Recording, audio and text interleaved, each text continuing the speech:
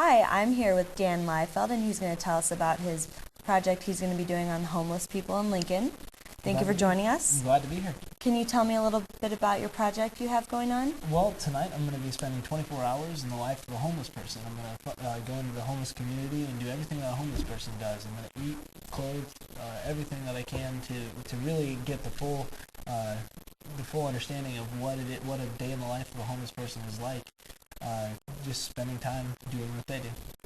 What have you been doing in preparation for your story? I've talked to Lincoln Police Department and some other people just to make sure that everything's going to go smoothly with it, and that they understand that I'm going to be doing this to find out more about their situation, because that's what this is all about, is just finding out what it's like to be homeless, because it's an important thing for everybody to understand. They're part of our life, they're part of our society, and we have to understand what they go through to understand them. What are your goals for this project? My real goals is just that, to understand what a day in the life of a homeless person is like. It's not a pleasant thing. I don't expect it to be pleasant at all. I expect some controversy that will come up, and I hope that I can get that so that we can understand that, so we can use that to work off of. And are there any worries? Of course I'm worried about the safety and stuff like that, but I think it's an important thing to understand. So. Well, thank you so much for joining us, and good luck on your story. Thank you. It's no secret that Lincoln has a sizable homeless population. Star City News wanted to know what homeless people go through, so I spent 24 hours in the life of a homeless person. I ate here. I even slept on this bench. So what is the homeless life like? It's cold and very tiresome. But for many, it's kind of relaxing. You know what? Outside, if I got to dodge the cops, I ain't got to worry about nothing. I don't have to kiss nobody's ass. You know what freedom is? Nothing left to lose. Janis Joplin said that. I started my research on O Street downtown, where I found that most homeless people come from a blue-collar background. Michael E. Whitehawk was a construction worker for 8 years before he was forced onto the streets. We got some disagreements, and 2 days before Christmas, 1988, I'm out the door. It would be really hard to survive alone on the streets, and that's why homeless people depend on each other's generosity. And we try to take care of each and every one. Now, if I got a can of soup, 2 cans of soup, you need some, I'll give you some. If I got a clean jacket, clean shirts, I'll give you a shirt. Getting something to eat can be challenging, but homeless people find a way. Good. They'll go back with you. That's your food, buddy. The Lincoln community has taken notice of the need for care of the homeless people.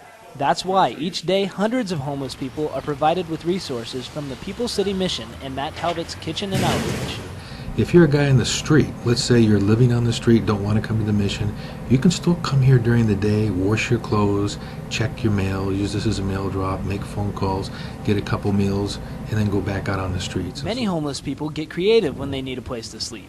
After spending nearly 4 hours with Dave Rowley, who has been homeless for 8 years, he showed us to an abandoned house where he and 4 others take shelter. Rowley didn't quite make it back to the house, passing out after a full gallon of straight vodka. It's no shock that alcoholism is a problem in the homeless culture. Drug and alcohol abuse is by far the #1 reason for the male population. Drugs and alcohol, people primarily use this to deaden the pain, to get away from the problems and the anger and the sorrow and the grief that they go through. When was the last time you were surprised by something a homeless person has done? Yeah. Got sober. That surprised me. What else surprised me is how long these people live. I'll see him one day and I'll go, that guy he'll be dead in a year. And the guy lives another 5. And he's just punishing his system night after night, day after day. A 0.2 something alcohol every single day, drinking. And he keeps, the human body is an incredible machine. Many argue that homeless are just looking for a meal when they ask for money. The truth is that meals are usually not the issue. The Mission and Mad Talbot Kitchen are places where we can get them off the street. If it is an issue that they're hungry, which that's not the issue with people asking for money downtown. They say, you know, I'm hungry, or I need, I don't know where my next meal's coming from. There's places where they can eat. I mean, if I was on the street tomorrow and I didn't have a penny in my pocket, I know I could eat like a king pretty much for the next week and not have a problem keeping myself well fed. So what they're looking for is money for their habits or their indulgences. The People's City Mission tries to help the homeless get through their problems. And we'll provide shelter to anybody. You can be an alcoholic or a drug addict, we don't care. As long as you don't bring stuff on the property with you, we will house you for 30 days and then you have to leave because we don't have the money to be permanent housing. However, if you're a guy in emergency shelter and you're trying to get back on your feet or going to AA or trying to get a job, we'll keep you 3, 4, 5 months until you get back on your feet, and we'll do the same as we do on the family side. Well, we have a transitional living program that houses 4 single men at a time, and they only pay $20 a month in rent, but they basically learn the life skills to maintain and live in a house again. You know, some guys have been homeless for 2 to 5 to 8 years, and those social skills of learning to do the dishes and pick up after yourself, take a shower every day, make your bed, are things that they have to relearn again. Some homeless people don't care for the mission. The only reason I don't like it is because there's too many people. It's like prison. When the mission doesn't provide the lifestyle a person wants, they are forced to find shelter somewhere else. This is one of the places where Dave Rowley told me he likes to come when it gets cold. It doesn't look that bad in the daytime, but come back here at night, and this is a dark, scary place that I'm never going to come again.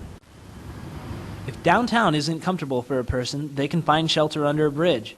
Bill Rhodes, who was homeless for nearly a decade, explained that they usually have roommates when they move under a bridge. Some of these holes that you see, they're formed just so. There's one here and there's one there. Animals are living in these spots. Some people even try to gain an education while they're homeless. They find ways to keep warm, be comfortable. They lay out some cardboard, then they lay their blanket on there instead of being on soft dirt or whatever. And get to sleep.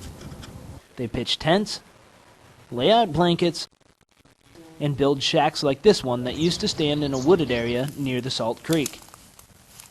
Most of all, the homeless life requires that you have faith that nothing's going to happen to you. I've seen so much danger, it doesn't really matter anymore. You know, when the Great Spirit, He wants me to go, He'll take me. 24 hours later, we're right back where we started, here in downtown Lincoln on O Street. That's a look at 24 hours in the life of a homeless person. I'm Daniel Leifeld.